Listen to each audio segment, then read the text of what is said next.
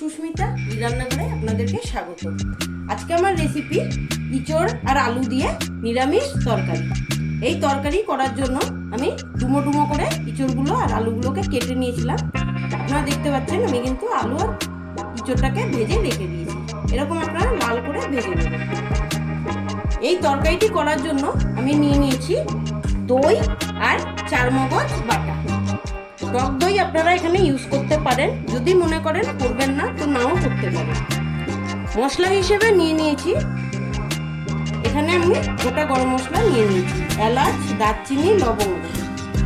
আপনারা আপনাদের প্রয়োজন মতো তরকারি যতটা আছে সেই বুঝে নেবেন। নিয়ে নিয়েছি নুন, কাশ্মীরি লঙ্কার গুঁড়ো, হলুদ, জিরে গুঁড়ো, লাল লঙ্কার গুঁড়ো, হিংটা অপশনাল, যদি আপনারা দিতে চান দিতে পারেন, নাও দিতে পারেন। আর নিয়ে নিয়েছি ধনে গুঁড়ো আর গরম মশলা। এই দিয়ে কিন্তু আমি রান্নাটা করব, আপনাদেরকে দেখাবো কেমনভাবে আমি এই রান্নাটা করছি। এখন আমরা কড়াই বসিয়ে নিয়েছি, এবার এতে আমরা 4 চামচ সর্ষের তেল দিয়ে দিলাম। আপনারা দেখতে পাচ্ছেন তেল কিন্তু গরম হয়ে গেছে। এবার এতে আমি কিছুটা গোটা জিরে দিয়ে দিলাম। আমি গোটা গরম মশলাগুলো ছেড়ে দিলাম। এগুলো কিন্তু একটু ভেজে নেব লাল লাল করে। জিরে আর গোটা গরম মশলা লাল লাল করে ভেজে নিয়েছি। এবার এখানে আমি চারমগজ আর দই অ্যাড করে দিলাম।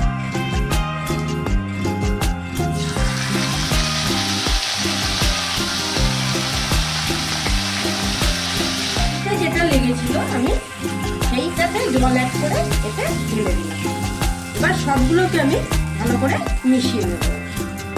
এবার আমি এক এক করে মশলাগুলো সব ছেড়ে দিলাম।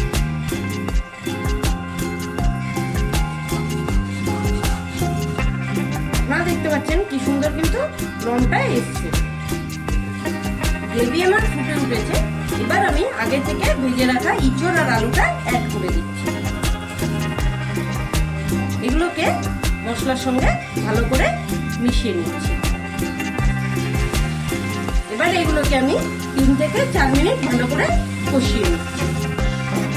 এবার এতে আমি সবকিছু মশলাগুলো যে বেঁচে ছিল তাতে কিছুটা জল অ্যাড করে এতে আমি ঢেলে দিচ্ছি। আপনারা দেখতে পাচ্ছেন কি সুন্দর তেল ছেড়ে দিয়েছে। এবার আমি ঢাকা দিয়ে 5 মিনিট ফুটে দেবো, কারণ আমার ইঁচড় সিদ্ধ ছিল, আলু কিন্তু ভাজা ছিল। সেই আলুটা হওয়ার জন্য কিন্তু আমি 5 মিনিট ঢাকা দিয়ে নিলাম। এবার এটিকে আমি নামিয়ে নেব। আপনারা যদি গ্রেভি খেতে পছন্দ করেন তাহলে অবশ্যই আর একটু ঝোল রাখতে পারেন। আমরা একটু শুকনো খাই বলে আমি জলটা কম নিয়েছি। এবার আমি তরকারিটাকে নামিয়ে নিচ্ছি।